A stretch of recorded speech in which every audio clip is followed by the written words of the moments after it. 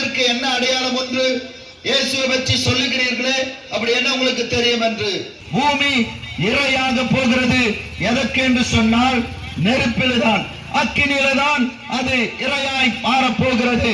இதுல தப்பிக்க வேண்டும் என்று சொன்னால் மனம் திரும்புங்கள், பரலோக ராஜ்யம் சமீபமா இருக்கு.